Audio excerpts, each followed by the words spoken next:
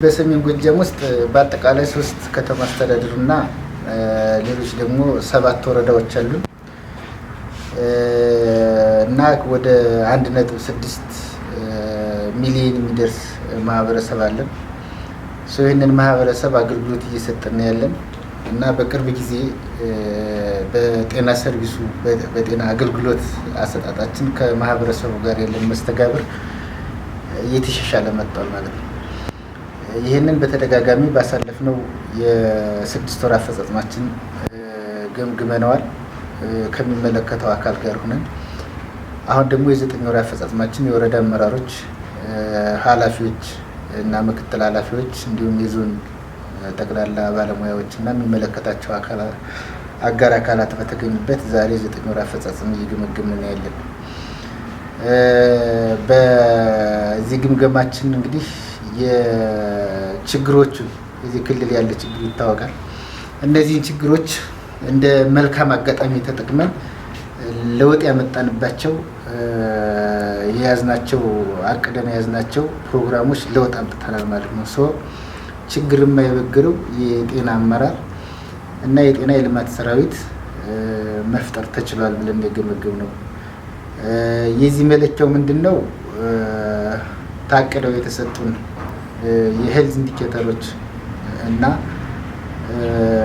ዋናው መለኪያችን ደግሞ ወረዳ ትራንስፎርሜሽን ነው። በዚህ መሰረት ኦልሞስት በአጠቃላይ ወረዳዎች በአጠቃላይ በሚባል ደረጃ ትራንስፎርም አድርገናል ማለት ነው። ሪጂናል ሄልዝ ቢሮ ያወረደልን ኢንዲኬተሮች አሉ። እነሱንም ከሚጠበቅብን በላይ መፈጸም ችለናል። ስለዚህ በዚህ በ9 ወር አፈጻጸማችን የተሻለ ስራ ሰርተናል ብለን ነው የገመገምነው። ይሄን አፈጻጸም እየገመገምን ነው ዛሬም ያለነው። እንግዲህ መልካም የሚባሉ ጥሩ ስራዎች አቅደን ከሰራናቸው በተለይ ሌላ ዞን ላይ ያልተተገበረ ዞን ላይ እየተገበር ነው ያለው ሴንተር ኦፍ ኤክሰለንስ ብለን አቅደን፣ ይሄ ሴንተር ኦፍ ኤክሰለንስ ጥቃቅን ስራዎችን በሙሉ ሊፈጽምልን የሚችል ታላቅ ፕሮግራም ነው። ይህም ፕሮግራም ይዘን ስራ እየሰራን ያለን። በዚህ ውስጥም ከ35 ጤና ጣቢያዎች በላይ የሚሆን በዚህ ፕሮግራም ታቅፎ እየሰራን ያለን ማለት ነው። ይህ ትልቅ ፕሮግራም ነው። ለውጥ እያመጣልን ያለ ፕሮግራም ነው።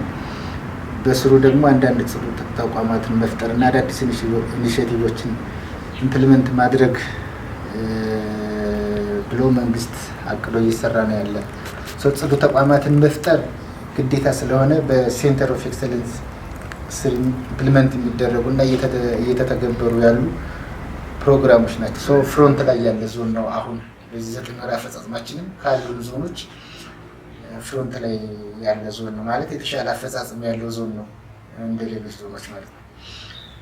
ስለዚህ አሁን ምንድነው የማህበረሰብ ጤና አገልግሎት አሰጣጡን ለማሻሻል የኮሚኒቲ ስኮርበር ፕሮግራም አለ እና እነሱ ፕሮግራሞች ማህበረሰቡን አምጥተን ስልጠና ሰጥተን እያንዳንዱ ተቋም ላይ ኮሜንት እየሰጡን ከአካባቢ የተመረጡ ሰዎች መስተካከል ያለበትን በሆስፒታል እና በጤና ተቋማት ላይ እየነገሩ እሱን እየሰራን ያለ እና በተለይ በእያንዳንዱ ተቋማት እርካታን መሰረት ያደረገ የዳሰሳ ጥናት ተሰርቶ ኦልሞስት 90% በላይ ነው ይሄ እና የተሻለ ነው ብለን የገመገምነው። ሰው ለውጥ እያመጣልን ያለን።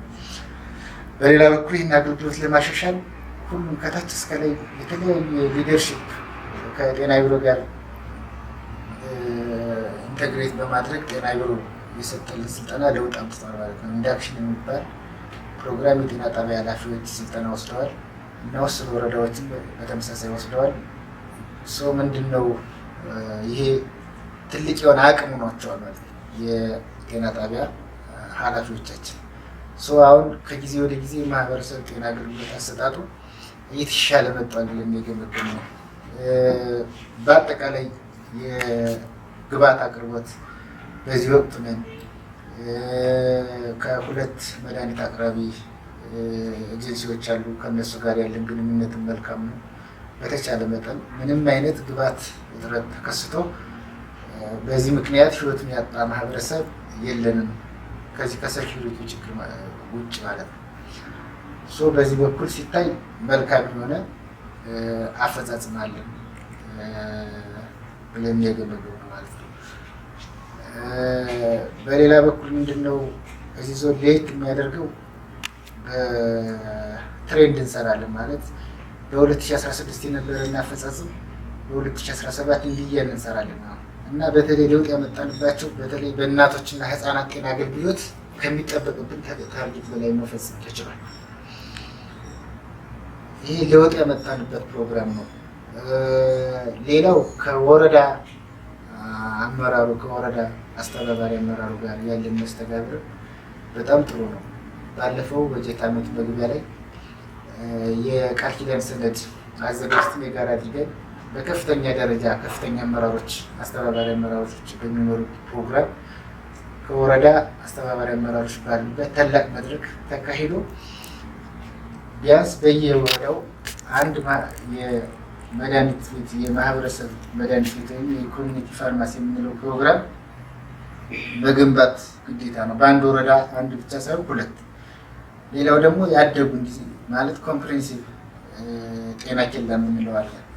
እሱም ደግሞ ቢያንስ ሁለት ቢያንስ ማለት ነው አንድ ብቻ ሳይሆን ሁለት በአጠቃላይ እንግዲህ ከ30 በላይ ኦልሞስት መገንባት ተችለው አሁን ደግሞ የተነጋግረንበትና ተግባብተንበት የነበረውን የቃል ኪዳን ሰነድ ኢምፕሊመንት አድርገዋል ማለት ነው። ሁሉም ወረዳ በሚቻል ደረጃ ከአንድ ወረዳ ውጭ ያ ወረዳም በግንባታ ላይ ያለ ወረዳ ነው ማለት ነው።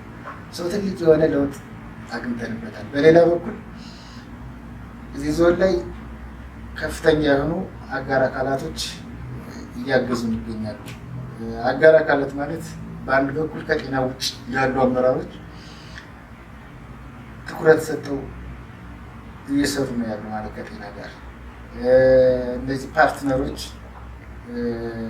ትኩረት ሰጥተው ስር ነቀል የሆነ ለውጥ ለማምጣት አንድ ወረዳ ላይ የኦፕቲማይዜሽን ፕሮግራም ብሎ በዩኒሴፍ ከፍተኛ የሆነ ለውጥ ሊያመጣ የሚችል ባህር ዳር ዙሪያ ወረዳ ላይ እየተሰራ ነው ያለ። ሌሎችም አሉ እንደዚህ ከባለሙያዎች መኖሪያ ቤት ጀምሮ በግንባታ ላይ ያሉ ጥሩ የሆኑ የጤና አገልግሎቱን ሊያሻሽሉ የሚችሉ ግንባታዎች እየተሰሩ ነው ያሉ እና በቅርብ ቀን በያዝነው ወር መጨረሻ አካባቢ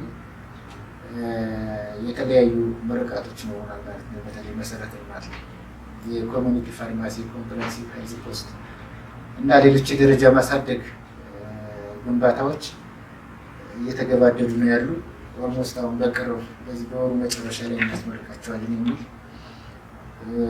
ሞቲቬሽን ይዘው እየሰሩ ነው ያሉ የወረዳ አመራሮች በተለይ ማለት ነው እና ምንድነው የዞን ከፍተኛ አመራሮች እነዚህ አስተባባሪ አመራሮች ለጤና የሰጡት ትኩረት በጣም በከፍተኛ ደረጃ ለውጥ አምጥቶልናል ብለን የገመገሙ ፕሮግራሙን ለኔ ብለው ይዘው እየገመገሙ እየመሩልን ይገኛሉ።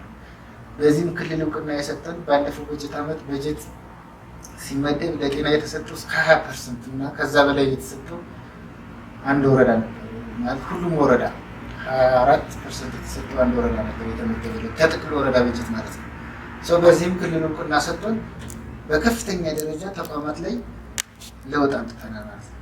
ሰው በሰሜን ጎጃም ውስጥ የማይበገር የጤና ጣቢያ ኃላፊ የወረዳ አመራሮች እና የጤና የልማት ሰራዊት ተፈጥሯል ብለን ነው በጥቅል የገመገምነው። ውጤታችን ሲታይ እንግዲህ የሚያኮራ ውጤት ነው ያለን። ሌላው በማህበረሰብ አቀፍ ጤና መድን ሲታይ ዞኑ ጥሩ የሆነ ፐርፎርማንስ አለው። ጥሩ የሆነ የሀብት አሰባሰብ ተሳትፎ ነበረው ማለት ነው። ይህ ጥቅል አመራሩ የዞን አመራሩ ታች ካለው ማህበረሰብ ጋር እየተወያየ በዚህ ጉዳይ እያልተረባረበ የሚመለከተው አካል የለም ብለን የገመገምነው። በዚህ በጣም በከፍተኛ ደረጃ ወደ 300 ሚሊዮን ህዝብ ብር መሰብሰብ ችለናል። 341 ሚሊዮን ብር ድረስ መሰብሰብ ችለናል። ከ200 ሺህ አካባቢ ደግሞ የዚህ አባል የሆነ ማህበረሰብ አለን። ይህንን ተጠቃሚነቱን ለማረጋገጥ የዲጂታል አይዲ እያወጣ ማህበረሰቡ የከፈለውን ሀብት እስከሆነ ድረስ በዚህ የሚጠቀም እየሰራን ነው ያለነው። ጥሩ የሆነ ለውጥ አምጥተናል። በአጠቃላይ በዚህ በዘጠኝ ወር አፈጻጸማችን ያጋጠመን ችግር ምንድን ነው? በተለይ እዚህ እናቶችና ህፃናት ጤና አገልግሎት ላይ የመድኃኒት እንግዲህ በተለይ መብራት የሌለበት አካባቢ፣ ተደራሽ ያልሆነበት አካባቢ መድኃኒቶች የሚቀመጡ በፍሪጅ የሚሰሩ ናቸው። የክትባት መድኃኒቶቹን በደንብ ቅዝቃዜና የቅዝቃዜ ሰንሰለታቸውን ጠብቀው ነው በደንብ መያዝ ያለባቸው። ፖተንቱን የጠበቀ መድኃኒት ለህፃናት ክትባት አገልግሎት እንዲውል ማድረግ ይሄ ግዴታ ነው። ሰው በዚህ ጉዳይ የነዳጅ እጥረት አሁን የጤና ተቋማትን ይፈትኑታል ማለት ነው። ከሆስፒታል አንስቶ ሆስፒታልን መብራት ሲሄድ የግድ ጄኔሬተር ስለሚጠቀሙ የነዳጅ እጥረት ችግር አጋጥሟል። እሱንም እየተነጋገርን እንግዲህ አንዳንድ ተቋማቶች ላይ እየተፈታበት ያለው መንገድ ነው ያለው ማለት ነው።